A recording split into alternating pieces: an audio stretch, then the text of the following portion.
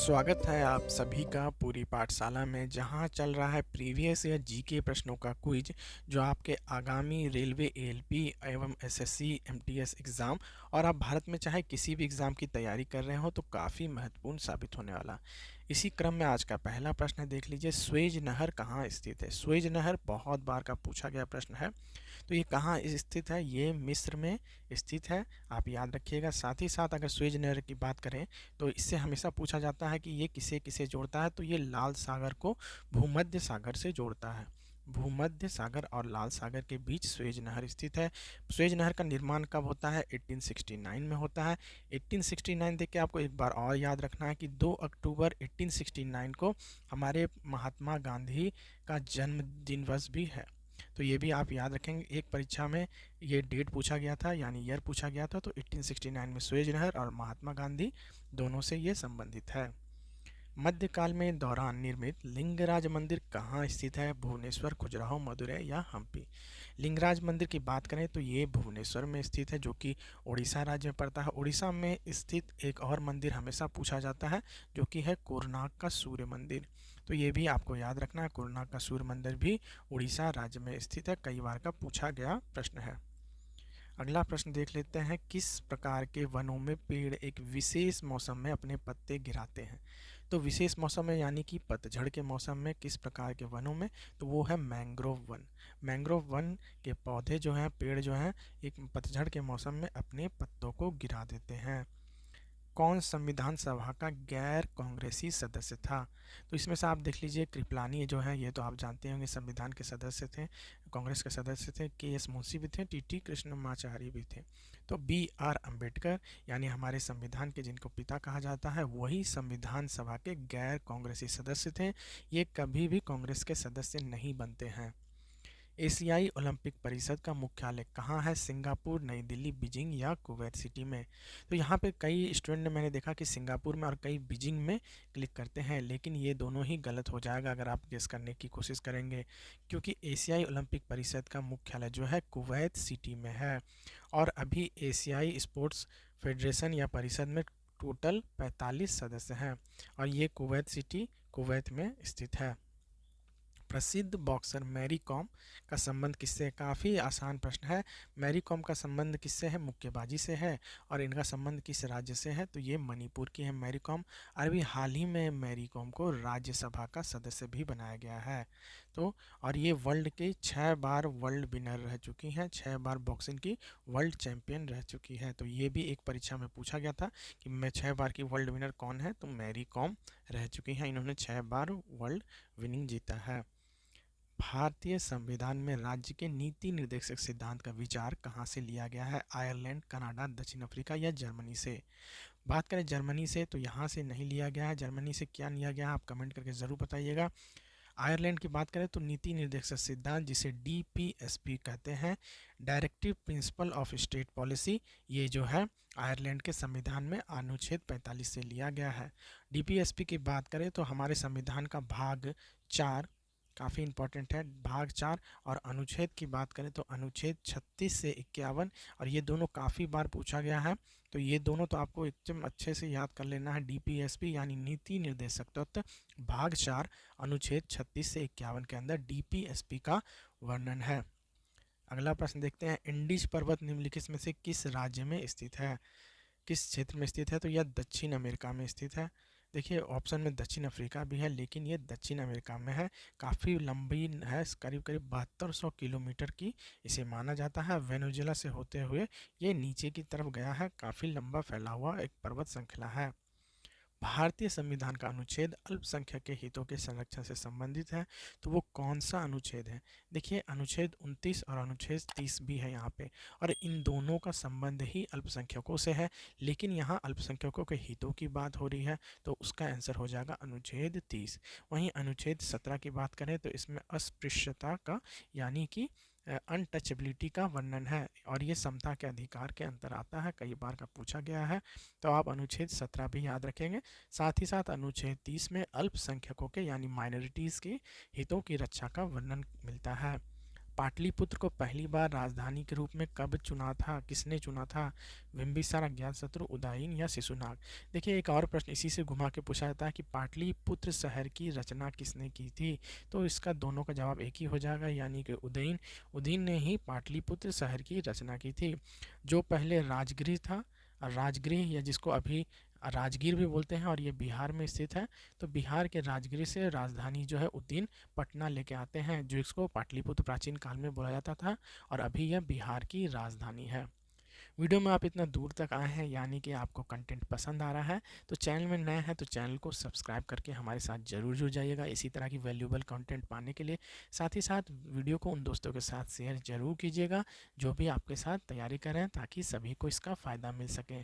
अब देखते हैं अगला प्रश्न क्या पूछा जा रहा है। कौन सा रूस के बाद दूसरा सबसे बड़ा यूरोपीय देश है? यूक्रेन, जर्मनी, फ्रांस या यूनाइटेड किंगडम? थोड़ा कंफ्यूजिंग है लेकिन थोड़ा आसान भी है। देखिए जो रूस है वो यूरोप का सबसे बड़ा देश है, लेकिन रूस का बहुत बड़ा पार्ट एशिया में भी आता है। मतलब ये है कि रूस यूरोप साथ ही साथ एशिया का भी हिस्सा है। और रूस के बाद जो है दूसरा सबसे बड़ा देश है वो है यूक्रेन। यूक्रेन की बात करें तो यूक्रेन की राजधानी कीव है, पूछा जा सकता है। और यहाँ के जो राष्ट्रपति हैं वो है जेलेंस्की। और आप अभी न्यूज़ में इसके बारे में देखे ही होंगे। तो जेलेंस्की है, राजधानी कीव है। इसे हम याद रखने की कोशिश करेंगे। धन संशोधन निवारण अधिनियम 2002 में कब लागू हुआ था? देखिए धन शोधन निवारण अधिनियम 2002 का है, लेकिन ये लागू होता है 2005 में। कब? 1 जुलाई 2005 में। इस तरह के जो प्रश्न है वो सुनने में तो करंट अफेयर टाइप के लगते हैं, लेकिन चूंकि इसमें संशोधन हो रहा है यानी अमेंडमेंट हो रहा है, तो ये स्टैटिक जीके का पार्ट हो जाता है। और ये कई एग्जामों में पूछा गया है, तो इम्पॉर्टेंट प्रश्न है आपके लिए। आप इन सबको याद रखने का कोशिश कीजिएगा। साथ ही साथ मैं जो भी एक्स्ट्रा फैक्ट आपको बता रहा हूँ वो सभी कभी ना कभी पूछे गए हैं, तो आप उसे भी याद रखिएगा। एंजेलिक कर्बर की एक पेशेवर टेनिस खिलाड़ी है। तो ये कहाँ की खिलाड़ी है? ये जर्मनी की खिलाड़ी है। एंजेलिक कर्बर टेनिस खिलाड़ी हैं जर्मनी की। अगला प्रश्न देख लीजिए। किस राजा ने बोधगया में बोधि वृक्ष को काटा था? तो वो कौन से राजा थे जिन्होंने बोधगया में बोधि वृक्ष को काटा था? तो वो थे शशांक। शशांक ने बोधि वृक्ष को काट दिया था। अब बोधि वृक्ष के नीचे क्या हुआ था? गौतम बुद्ध को जो है ज्ञान की प्राप्ति हुई थी, तो ये पूछा जाता है। और बोधि वृक्ष कहाँ पे स्थित है? तो यह बोधगया में स्थित है। बोधगया कहाँ पे है? गया शहर में है, और ये बिहार का एक शहर है। वहीं बात करें गौतम बुद्ध की, तो गौतम बुद्ध की जो जन्म होता है वो लुम्बिनी में होता है। लुम्बिनी कहाँ पे है? नेपाल में है। और इनकी मृत्यु जो होती है वो कुशीनगर में होती है। तो इन दोनों को भी आप याद रखिएगा, कई बार का पूछा गया है। अगला प्रश्न देख लेते हैं क्या पूछा जा रहा है। लैंगिक अपराधों से बालकों का संरक्षण पॉक्सो अधिनियम 2012 बच्चों को अपराध से बचाने के लिए कानूनी ढांचा प्रदान करता है। तो कौन कौन से अपराधों से बचाता है ये पूछा जा रहा है। तो यौन हमला, यौन उत्पीड़न, पोर्नोग्राफी, तीनों के सही है, यानी ऑप्शन डी उपरोक्त सभी आपका सही जवाब हो जाएगा। देखिए ये प्रीवियस ईयर में पूछा गया प्रश्न है, तो इन सारे चीज़ों से इसे बचाया जाता है। तमिलनाडु के तत्कालीन विल्लुपुरम जिले में विरलोचलपुरम में नरेश्वर शिव मंदिर द्वारा बनाया गया था। तो देखिए शिव मंदिर से क्वेश्चन या फिर किसी भी दक्षिण के मंदिरों से क्वेश्चन जो है द्रविड़ शैली की खासकर मंदिरों से क्वेश्चन जो है एनटीपीसी की या फिर ग्रुप डी के एग्ज़ाम या फिर एसएससी का कोई भी एग्ज़ाम में बहुत ज़्यादा बार रिपीट किया जा रहा है, देखा जा रहा है। न्यू पैटर्न जो है वो काफ़ी बदल चुका है, पुराने ट्रेडिशनल प्रश्न नहीं पूछे जाते हैं। तो मंदिर से रिलेटेड अगर आपको कोई भी प्रश्न दिख रहा है तो आप उसे अच्छे से याद करने का कोशिश करेंगे। तो देखिए नरेश्वर शिव मंदिर जो है ये किनके द्वारा बनाया गया था? तो ये राजेंद्र चोल द्वारा बनाया गया था। राजेंद्र चोल सम्राट के बहुत प्रतापी राजा थे, और इन्होंने भारत में जो चोल वंशों का शासक है भारत से बाहर फैलाने में, मालदीव भी आपको पता होगा पहले चोल वंशों के ही शासन में आता था। साथ ही साथ इधर का जो इलाका आप इंडोनेशिया वगैरह देख रहे हैं, यहाँ पे भी चोलों की नेवी जो थी काफ़ी ताकतवर थी, और इन सारे इलाकों पे भी इन्होंने कब्जा किया हुआ था। इस मंदिर की बात करें तो इसे 900 साल पहले 900 वर्ष पूर्व बनाया गया था, और यह चोलों द्वारा बनाया गया था।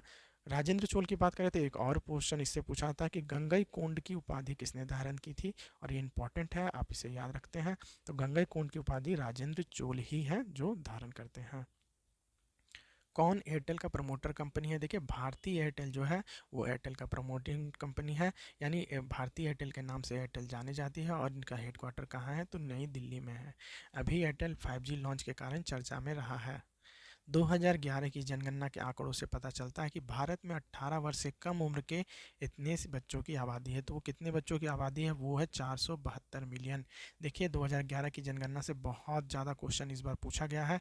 चाहे आप डाटा कहीं से उठा लीजिए, लड़कियों की साक्षरता, लड़कों की साक्षरता, या फिर पुराने जो पहले क्वेश्चन पूछे जाते थे उससे अलग और भी ज़्यादा डीपली क्वेश्चन पूछा जा रहा है। तो उसी में देखिए अक्सर इस तरह के प्रश्न का जवाब देना मुश्किल हो जाता है, खासकर जब ऑप्शन इतने नज़दीक हो। फिर भी ये पूछा गया प्रश्न है तो मैंने इसे लिया है। तो 472 मिलियन संख्या थी 18 वर्ष से कम उम्र के बच्चों की। यक्षगान एक पारंपरिक रंगमंच है जिसे कहाँ विकसित किया गया है? पहले अक्सर प्रश्नों में सिर्फ कर्नाटक ऑप्शन में रहता था, लेकिन यहाँ पे कर्नाटक और केरल है। और सच बात यह है कि कर्नाटक के साथ साथ केरल के भी कुछ इलाकों में यक्षगान गाया जाता है। तो आपका जवाब सिर्फ ए ना होके ऑप्शन डी हो जाएगा, ए और बी दोनों। तभी आप इसका सही जवाब दे पा रहे हैं। आंगुल भारत के सबसे बड़ा कोयला उत्पादक जिलों में से एक है। ये कहाँ पे है? आंगुल के बारे में पूछा जा रहा है और ये काफ़ी इंपॉर्टेंट जगह है कोयला उत्पादन में। आंगुल की बात करें तो भारत के कोयला उत्पादन का लगभग 12% सिर्फ और सिर्फ अंगुल से आता है, जबकि उड़ीसा का कुल कोयला उत्पादन का 56% सिर्फ अंगुल से आता है। तो आप समझ गए होंगे सही जवाब क्या है, ऑप्शन बी यानी कि उड़ीसा। उसके बाद बंगाल के कई राज्य हैं। बंगाल में कई जगह हैं जैसे कि झारखंड में धनबाद। उसके बाद आपका बंगाल में रानीगंज का जो एरिया है वो कोयला उत्पादन में इनका स्थान आता है। अगला प्रश्न देख लेते हैं। क्या ये फिर से नाम आ गया है? तिब्बती नदी सांगपो राज्य के माध्यम से भारत में प्रवेश करती है। तो किसके माध्यम से? अभी मैंने बताया अरुणाचल प्रदेश के माध्यम से सांगपो भारत में प्रवेश करती है और ये एक ट्रांस हिमालयन नदी है। तो आपको पूछा जाएगा ट्रांस हिमालयन नदी कौन सी है? तो यही है। अच्छा, आप पूछेगा कि ट्रांस हिमालयन का मतलब क्या है? देखिए ये हिमालय में उत्पन्न नहीं होती है बल्कि हिमालय से पहले उत्पन्न होती है। तो उन नदियों को ट्रांस हिमालयन नदी कहा था। आगे ऐसा प्रश्न भी मिलेगा जिसमें मैं आपको पूरी तरह से एक्सप्लेन कर दूंगा। कौन सी नदी उत्तर भारत के सेंट्रल हार्टलैंड में दक्कन टेबल लैंड को विभाजित करती है? तो देखिए अभी ज्योग्राफी का मैंने 10 प्रश्न लिया है जिसमें नदियों का बारे में प्रश्न उठाए हैं। तो आप इससे भी ज्ञान ले सकते हैं, नदी के बारे में आपको काफ़ी कुछ पता चलने वाला है। तो डेक्कन को कौन विभाजित करता है? तो वो नदी है नर्मदा। नर्मदा जो नदी है वो डेक्कन के पठार, डेक्कन टेबल लैंड जिसे डेक्कन का पठार कहते हैं, उसे दो भागों में विभाजित करती है। बीच में विंध्याचल रेंज भी है और वहीं से होके ये नदी जाती है और डेक्कन के पठार को दो भागों में विभाजित कर देती है। अगला प्रश्न देखिए क्या पूछ रहा है। भारत की शोक नदी किसे कहा जाता है? तो इसमें कन्फ्यूज़न होता है दामोदर और कोसी में, लेकिन दामोदर की बात करें तो इसे बंगाल का शोक या झारखंड का शोक कहा जाता है, लेकिन जो कोसी नदी है इसे भारत का है शोक कहते हैं। कोसी नदी की बात करें तो ये नेपाल में इसका मेन ओरिजिन है और हिमालयन नदियाँ हैं, नेपाल से होकर भारत में आती है। और जब भी भारी वर्षा होती है तो नेपाल में डैम खोला जाता है जिसके पानी के कारण इसके द्वारा अफेक्टेड एरिया है बिहार और झारखंड। और बिहार और झारखंड के एक बहुत बड़े हिस्से को ये प्रभावित करती है और बहुत बड़ा हिस्सा इसके पानी के कारण जो है जलमग्न हो जाता है और इसे सोरो रिवर ऑफ सोरो कहते हैं भारत में। अगला प्रश्न देख लेते हैं क्या पूछ रहा है। वह नदी जो बिहार के छोटा नागपुर पठार के कामेरपेट पहाड़ी से निकलती है जिसे शोक नदी कहा जाता है। जैसा मैंने पहले बताया प्रश्न वहीं से घूम के आ गया कि बिहार के छोटा नागपुर पठार की बात करूं तो आपको दिखेगा कि अगर ये बांग्लादेश का एरिया है, मैं इतना अच्छा मैप नहीं बना पा रहा हूँ, यहाँ पे बिहार है, यहाँ पे झारखंड है, यहाँ पे पश्चिम बंगाल है। तो यहाँ पे दिखेगा कि छोटा नागपुर का पठार एरिया यहाँ पे फैला हुआ है, थोड़ा सा झारखंड, थोड़ा सा बिहार, थोड़ा सा बंगाल के एरिया में फैला हुआ है। तो यहाँ पे छोटा नागपुर से नदी निकलती है, वो कौन सी नदी है? दामोदर नदी है और वहाँ से होते हुए ये पश्चिम बंगाल में आती है। तो इसे जो है छोटा नागपुर का शोक नदी बोला जाता है। क्यों? क्योंकि दुर्गापुर का आपने नाम सुना हुआ, दुर्गापुर इलाका, आसनसोल और आपका धनबाद जैसे एरिया में जो है इस नदी के कारण जो है काफ़ी भारी वर्षा लेके आती है, बारिश होती है उन एरिया में और इन नदी के कारण ही इस यहाँ के मैदानी इलाके जलमग्न हो जाते हैं। भारत की नदियों की लंबाई के अनुसार सही अवरोही क्रम कौन सा देता है? तो देखिए अवरोही क्रम में पूछ रहा है यानी घटते हुए क्रम में। तो भारत की सबसे लंबी नदी आप आराम से गेस कर पाइएगा, लेकिन देखिए तीनों ही ऑप्शन में गंगा पहले है। तो इसमें से सेकंड जो होगी भारत के गंगा के बाद दक्षिण गंगा किसे कहते हैं? गोदावरी को कहते हैं। तो पहले गंगा नंबर 1 पे है, फिर गोदावरी है, फिर यमुना है और फिर कृष्णा है। गंगा तीनों ही ऑप्शन में 1 नंबर पे दे दिया गया है कंफ्यूज करने के लिए, तो आपको कंफ्यूज नहीं होना। गंगा, गोदावरी, यमुना और कृष्णा इसका सही सीक्वेंस होगा डिसेंडिंग क्रम यानी कि बड़े से छोटे क्रम में। उत्तर से दक्षिण की ओर कौन सी नदियाँ दी गई है, सही क्रम में बतावे। तो देखिए उत्तर से बात करें तो जास्कर नदी, श्योक नदी, फिर सतलुज और फिर स्पीति नदी है। और ये प्रीवियस ईयर में पूछा गया प्रश्न है, मैं ऐसे नहीं दिया हूँ, ये प्रीवियस ईयर में पूछा गया प्रश्न है। अभी हाल ही में जो 2022 में एग्जाम हुआ था तो यही प्रश्न पूछा गया था। तो जास्कर, श्योक, सतलुज और स्पीति नदी जो है ये सही क्रम है उत्तर से दक्षिण नदियों का। एक ट्रांस हिमालय नदी है, जैसा मैंने पहले बताया था ट्रांस हिमालय से क्वेश्चन पूछा जाता है। देखिए जो सतलुज है ये ट्रांस हिमालय नदी है, यानी हिमालय के बाहर होती है। वहीं बात करें गंगा, यमुना, ये रावी जो नदी है, ये जो सारी नदियां हैं ये हिमालयी नदियां हैं, तो आप इसे याद कीजिएगा। साथ ही साथ ट्रांस हिमालय नदी और इसके अलावा कौन कौन सी है तो ये भी पूछा जाता है। तो देखिए जो ब्रह्मपुत्र है, जो मैंने पहले बताया, ब्रह्मपुत्र नदी हो गई आपकी। उसके बाद यहाँ पे सतलुज नदी का आपको मिल ही गया है। और उसके बाद जो सिंधु नदी है जो बाद में पाकिस्तान में चली जाती है, तो ये भी ट्रांस हिमालय नदी है। वहीं गंगा, यमुना और साथ ही साथ इनकी जो सहायक नदियां हैं गंगा यमुना की, जैसे रावी हो गया, तो ये सारी जो नदियां हैं ये हिमालयी नदियां हैं। हिमालय के कारण इनको जल मिलता है। अलमाटी बांध किस नदी पे है, यहाँ बांध नहीं लिखा हुआ लेकिन होगा बांध ही। तो अलमाटी बांध किस नदी पे है, तो ये कृष्णा नदी है। देखिए कृष्णा कृष्णा को अगर भगवान के रूप में जाना जाए तो इसे ऑल माइटी गॉड भी बोला जाता है। तो इस तरह से आप याद रख सकते हैं कि अलमाटी बांध किस नदी पे है, तो कृष्णा नदी पे है। अगला प्रश्न देख लेते हैं क्या पूछा है। प्रायद्वीपीय नदियाँ जो अरब सागर में नहीं मिलती हैं। तो देखिए एक बार भारत का छोटा सा मैप बनाने का कोशिश करता हूँ। तो देखिए दक्षिण की तरफ, पूर्व के बजाय पश्चिम की तरफ बढ़ने वाली नदियाँ, दो नदियाँ हमेशा पूछी जाती है। तो वो कौन सी है, वो है नर्मदा और ताप्ती।